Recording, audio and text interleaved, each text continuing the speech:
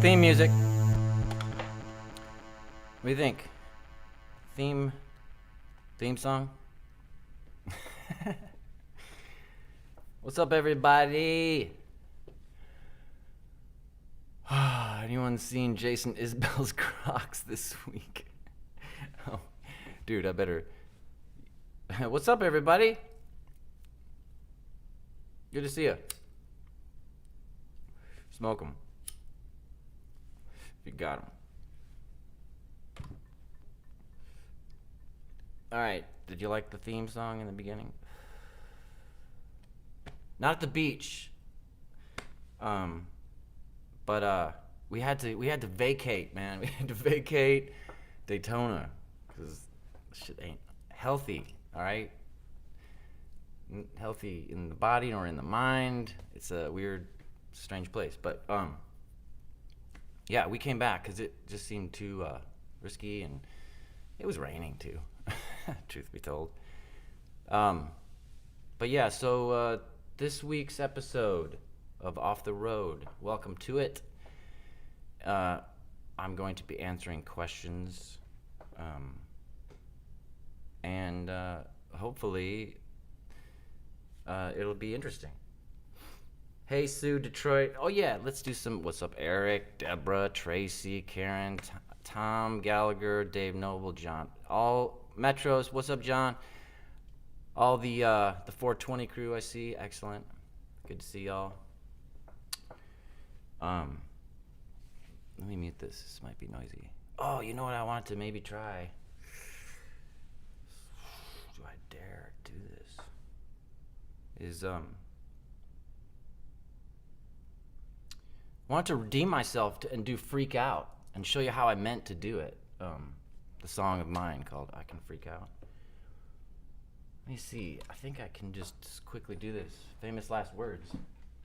But I had it going earlier, and then I got onto my theme music. I thought, dude, stylophone through a delay pedal. What will that sound like? Sounds like sort of simple, right? And it actually was just sort of pretty simple. Stylophone through delay. Now let me see. So I gotta get in headphones for this stuff. All right. I'm used to being in headphones anyhow. It feels better. I can hear it in the headphones. So yeah, what? See? Oh, yeah. Check it out. Try this.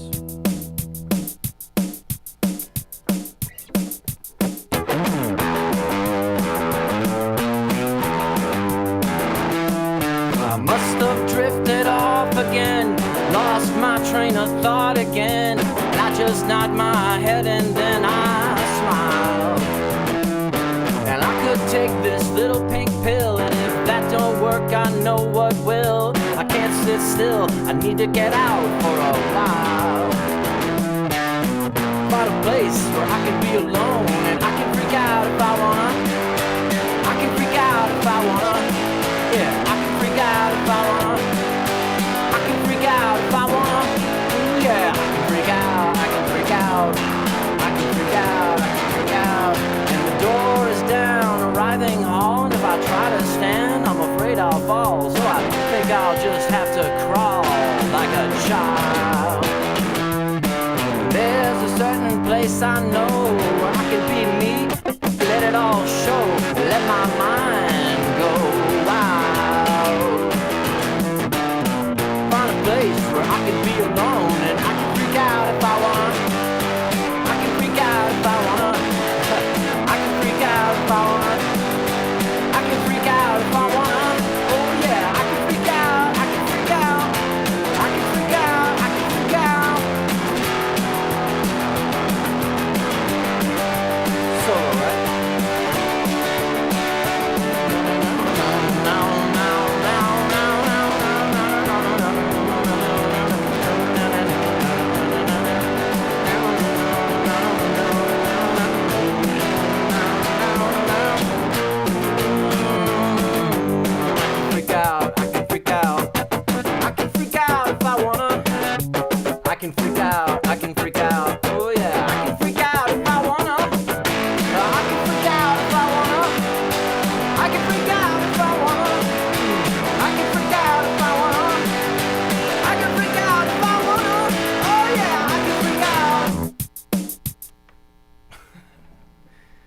that drummer messed it all up.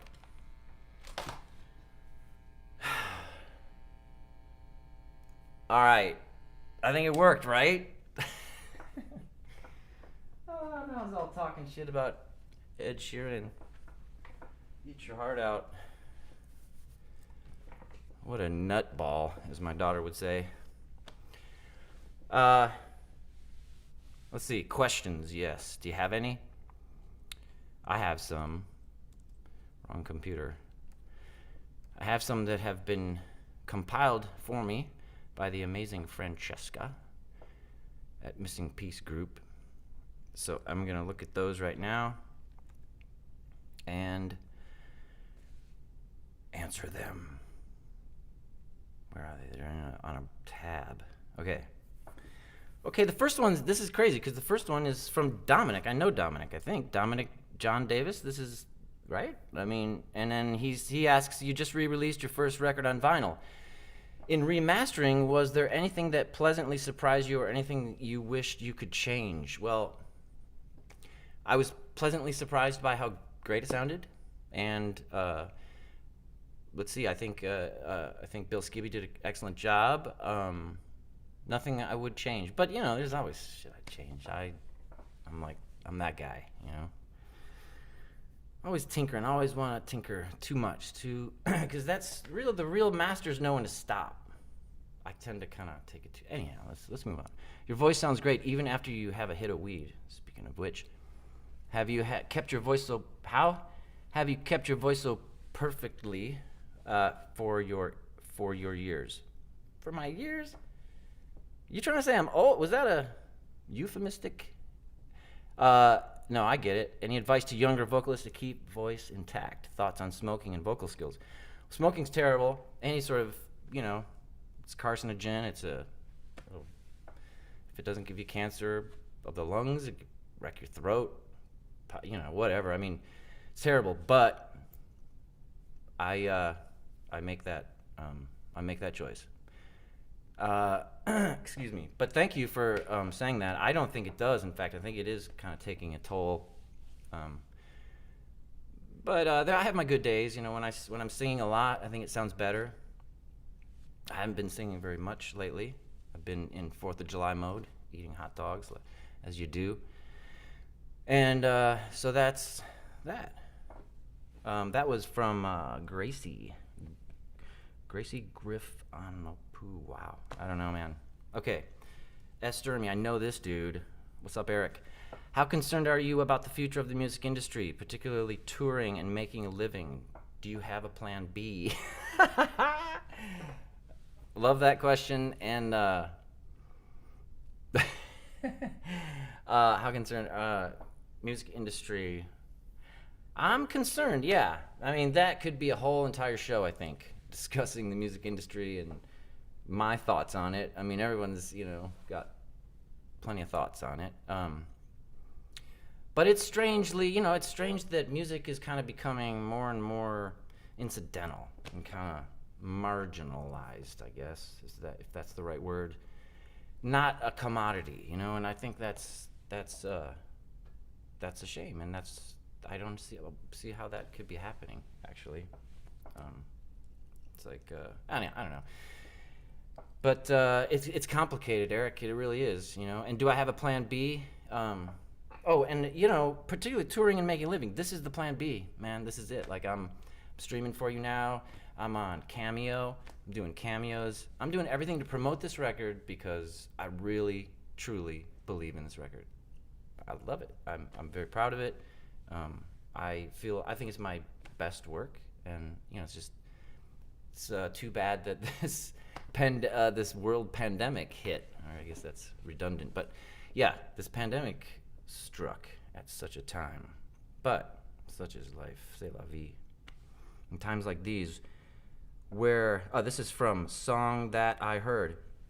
I recognize these handles here. In times like these, where we are stuck at home, what do you miss the most about touring? Sorry for my reading skills. I miss you guys, man. I know it sounds cheesy, but I miss seeing people and just seeing your faces, seeing, you know, the energy in the rooms. I mean, geez, the voices, the applause, the you know, I mean, it's yeah. Hate to sound sappy or going on about it too much, you know, because we gotta kind of roll with the punches here, but I do, yeah, I miss that, the contact, really, the dynamic. I hope it's not, you know, I don't think it's changed for good, but I think it might be changed for a while.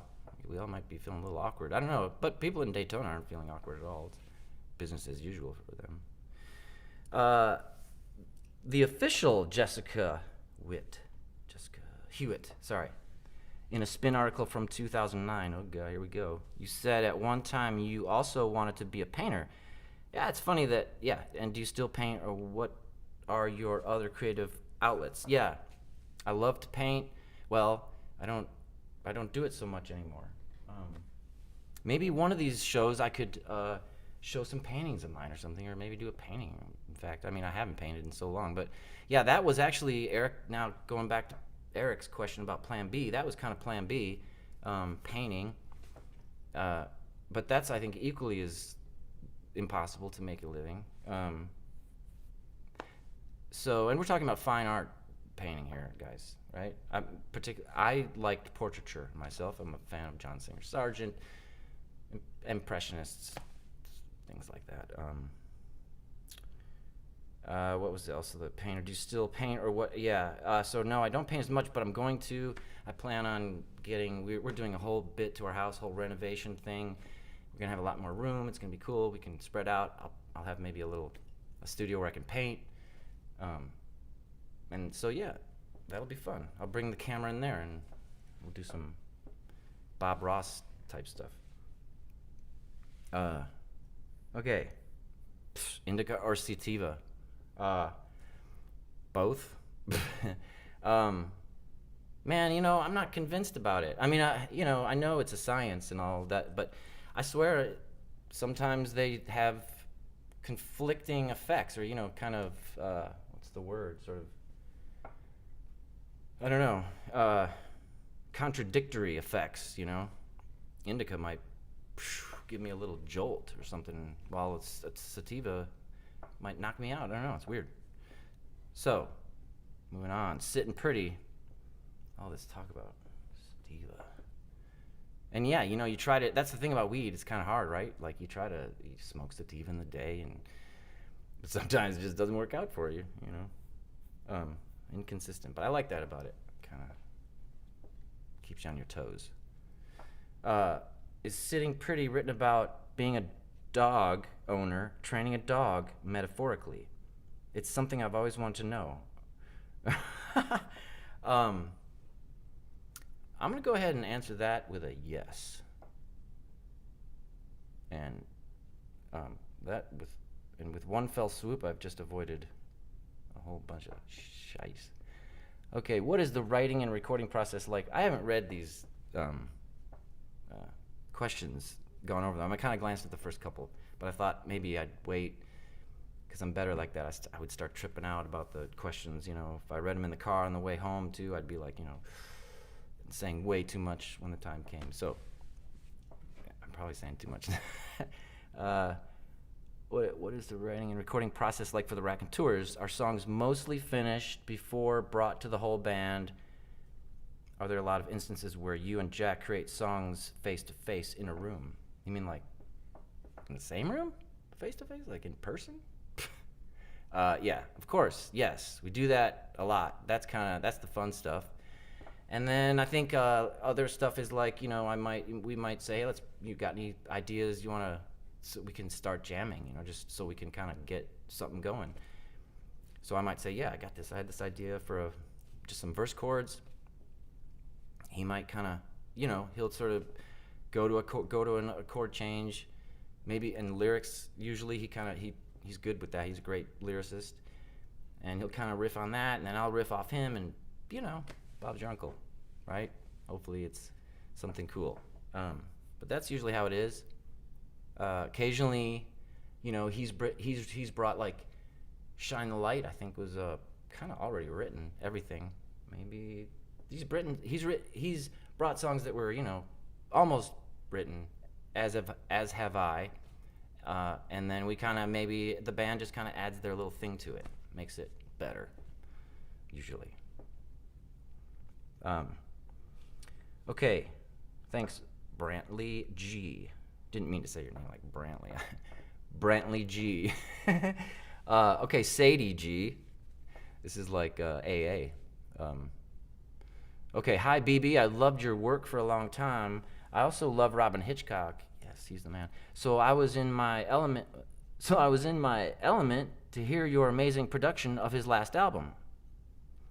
He mentioned recently that you may work or tour together in the future. Yes, we had plans. We were gonna tour. We were gonna do a little tour of Texas, just a run of Texas, and then probably, and then beyond. I was hoping, but yes, bummer about. And then the coronavirus hit, right? So, but we have another idea going right now. In fact, I got to call him because we talked about him sending me some songs to which I could add things. Is that guitar parts, maybe? I don't know, vocal parts. I don't know. In fact, maybe he wants me to stick to one thing. I should ask him because I might, send him back a whole production. So, and I'm looking forward to that. That'll be so fun, kind of to work remotely too. I kind of like that idea. A lot of this stuff is kind of fun, right? Being alone together, whatever. Makes for some interesting things. Was profound, huh?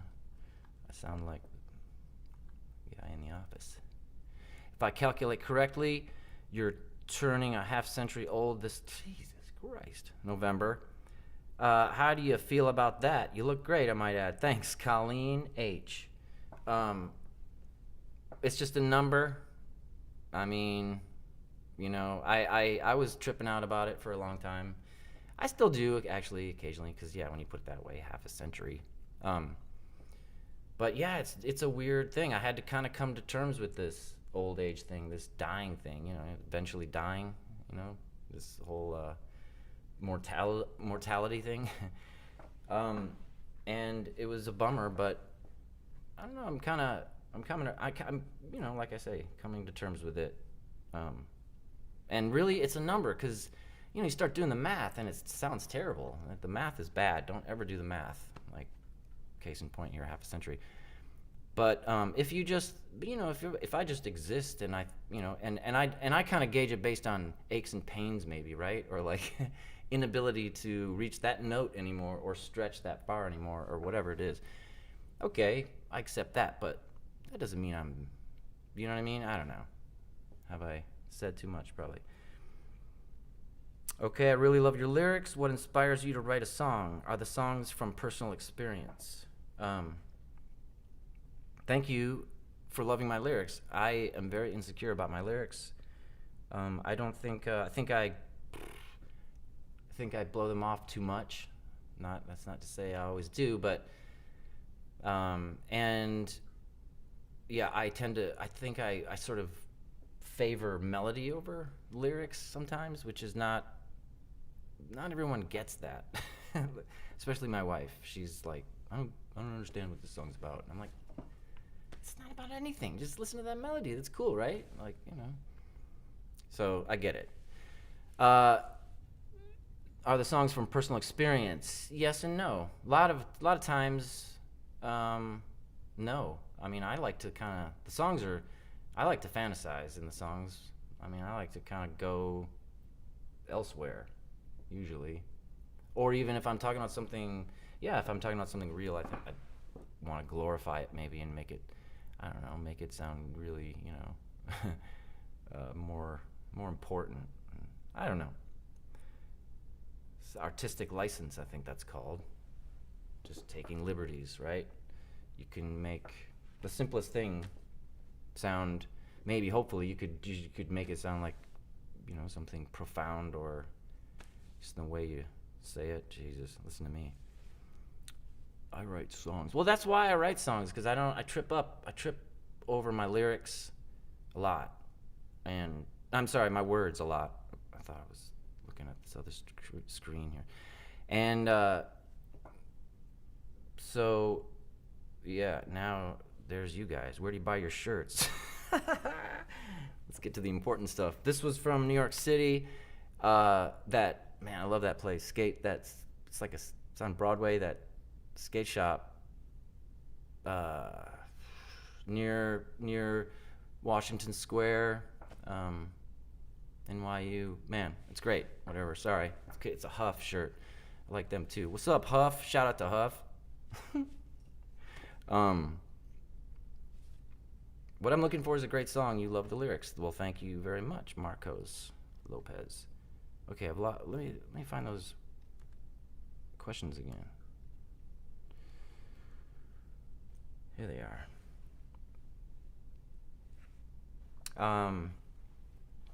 Okay, I love to sing. Let's see, this is Ashley Morris. She loves to sing and play bass, but is working to pick up the guitar and other instruments as well. What advice would you have for an aspiring singer-songwriter?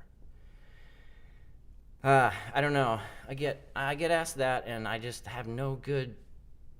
I don't really know what to say except for the usual, keep at it.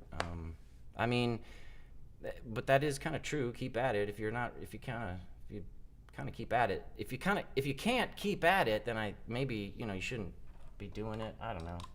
I don't think I'm the right an authority, really. But I will say that, like my son, I wanted him to learn to play guitar. Well, he wants to learn to play guitar as well. So I will say there's something to be said about buying as your first instrument. I know, as painful as it might be and sound, to get a decent instrument for a child to learn on, or for anybody to learn on. Just because I remember first few years of learning the guitar were just struggling with the fact that the guitar was not. It was, the intonation was not. It was terrible. It was a crappy guitar. So that was. Maybe it made me a better player. Maybe it made me stronger. My fingers stronger. But you know what I mean. It was kind of like anybody who wasn't going to play guitar was really not going to play guitar, playing that guitar. You know what I mean? Like discouraging. Not. It's when you play a nice instrument. It's nice to play. It's fun to play. I don't know. Maybe there's something in there. Okay, Brantley. Whoa, Gurchikov. Cool. Gurchikov. What is the writing and recording process like for the Raconteurs? Our songs mostly finished before brought to the whole band. Are there are a lot of instances where you and Jack create songs face to face in a room? I think we did that one. Okay, moving on to Karen. Hey, 420. What's up, Karen? Do you have any guilty pleasures you listen to? I don't believe in guilty pleasures. I did answer that question the other day. Somebody asked me, and I said Jerry Rafferty. But I'm rescinding that because I don't think there's such a thing as a guilty pleasure. Well, in music, how could there be? If you like it, you like it, right? Why should you feel guilty about it? Because it's not like cool or something. So screw that. Screw guilty pleasures. Although a great band, by the way, from Michigan, the Guilty Pleasures. Julie Parker wants to know, are there any other songwriters, musicians that you'd like to collab with in the future? Yeah, man. I think about that stuff all the time. I hear stuff on the radio, but it's like hip-hop stuff, mostly rap stuff. I know I got no business, but it would be the best, man. It would be the funnest thing for me, I think. Just to write maybe a top line or something for someone. Is that what they're called? That'd be fun, man. I don't know. I dig that music. It's really it's exciting. Is E minor the saddest of all the chords? I thought it was D minor, according to what's his face in Spinal Tap. I don't remember his name. D minor is the saddest of all chords, and I think Dear Life is a lot in D minor. That record. I don't know. Maybe the musoids can correct me, but I think it is. And I kind of thought that later, and thought, ooh, I didn't mean for it to be a sad record, but I think that's kind of my thing. I'm always sort of mixing up sad and happy and in my music, and I think people are kind of thrown by that. Happy melodies with like brooding lyrics or whatever. But I think I'm rambling. I think I've worn out my welcome. Let's go. Let's see. Wait a second. Let's see what y'all are saying in the room about me. I'm right here in the fucking room. Nigel Tufnell, thank you very much. Yes. Right, he said, it was a D minor, I believe, right? But I love an E minor, man. So much, you're so free in E minor, right? You guys know what I'm talking about. BB, what is your rapper name? Dude, I've tried. I cannot rap. I cannot. I mean, I can't speak, for starters. So to like do it really fast into a beat would be insane. I mean, sometimes I can get a little thing going, but you know who's a great rapper? Jack White. I mean, sincerely, a great rapper. Just saying, in my humble opinion. Lil BB. That's funny, yeah. Oh. Lil BB, yeah. I like Lil Wayne. I like Lil Baby. Dude, Lil Baby, I would love to collaborate with him. I like him because he does that kind of voice tune thing, so it's kind of in a key. It's kind of got a melody a little bit. Travis Scott does that too. A lot of them. Oh, is his name Gunna? I like Gunna.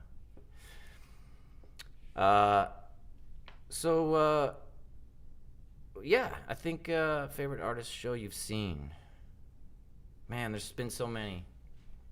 Favorite artist show you've seen. I mean, like seriously, so many. Like a silly one is Soundgarden. I saw not silly. It was, but I was 18 maybe. No, yeah, I was probably, I don't know, young, at St. Andrews Hall in Detroit, and they loved that place. Apparently, I heard that. So they had the best shows there, man. It was like just crowd surfing and stage diving and shit. It was awesome. It was so fun. While they played that fucking heavy metal. Some Lil Jon, all right.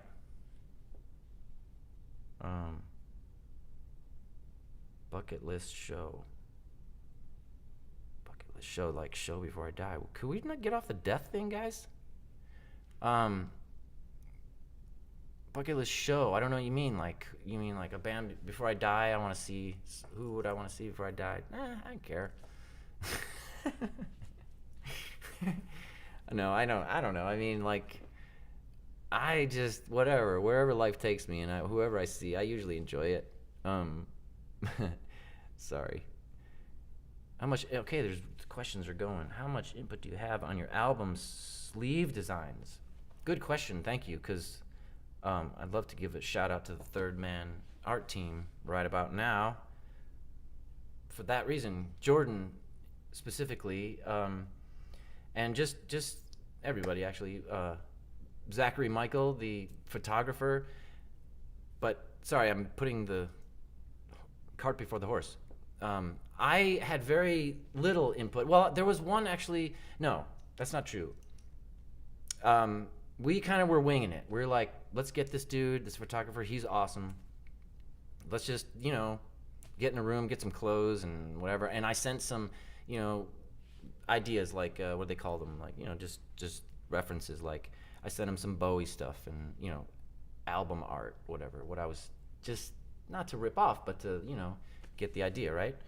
And so, and then Zachary, of course, saw those images that I sent, and I showed up at Third Man. He's in the other room getting the lighting all together and getting his shit together. And he's got a table. He put out a table, and I get my suit on, and I walk in, and he's already shot a photo of his assistant, who is in this pose, this sort of crazy cool pose on the table, and I see it. I'm like, that's it. That's the cover. Holy shit! I was freaking out. I'm like, that is gorgeous. It's beautiful.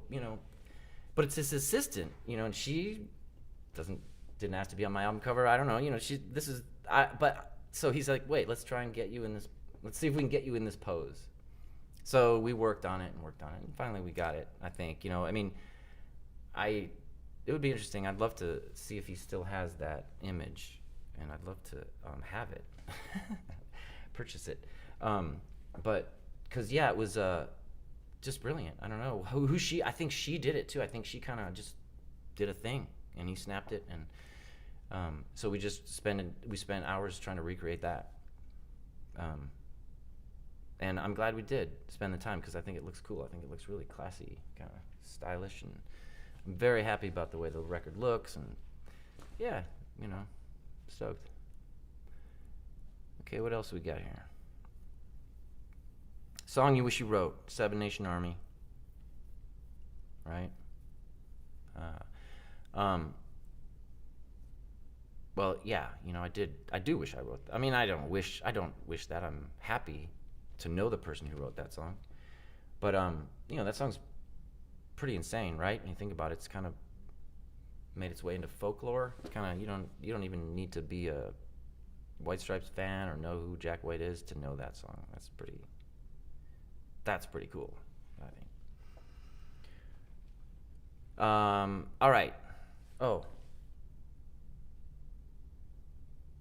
Okay.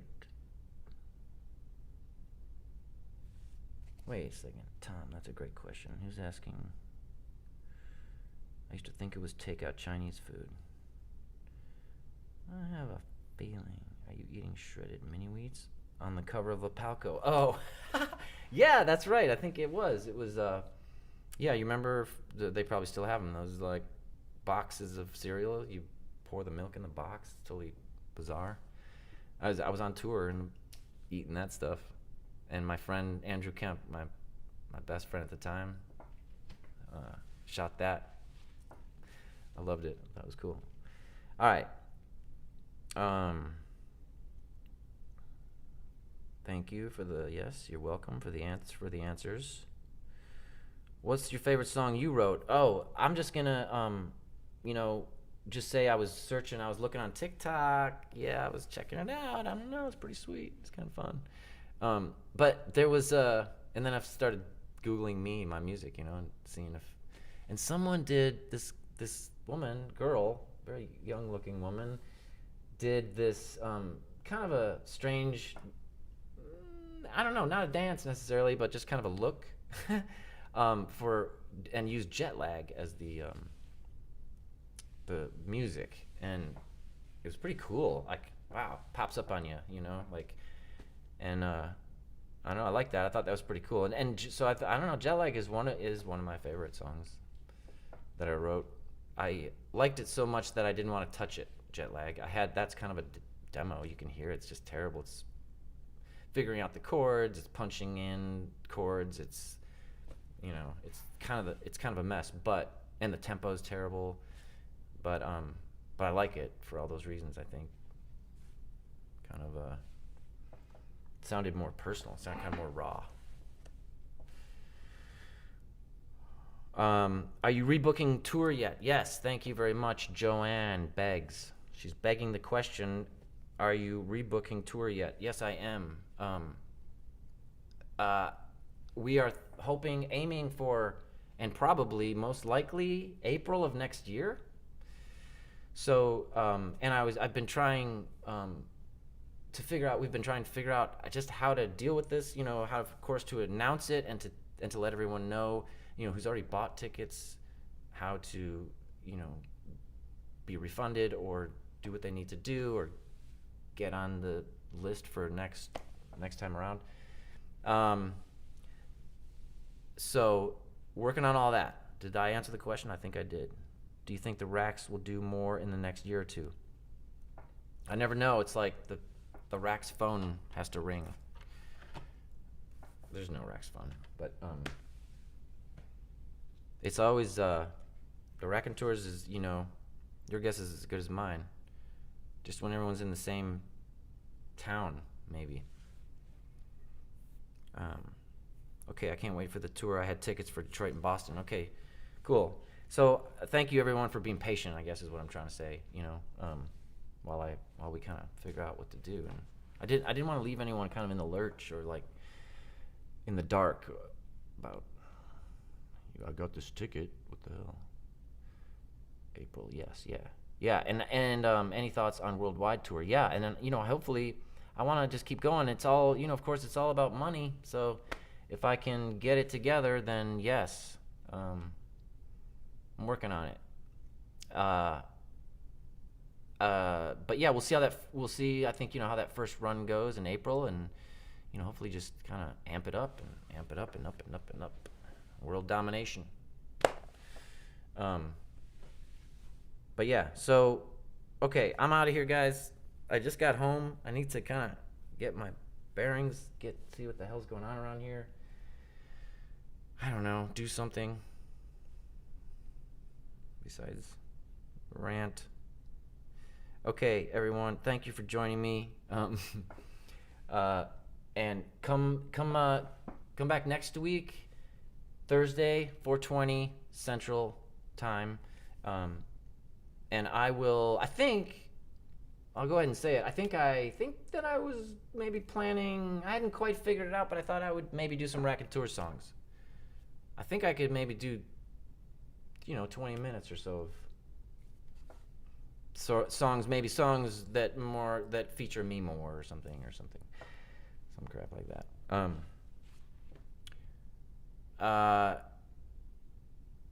Here's another question, Brendan. If you hadn't been a musician, what would you have liked to do? You must be late to the party, Fod Mawad. Hey, Fod, what's going on, man? I recognize you.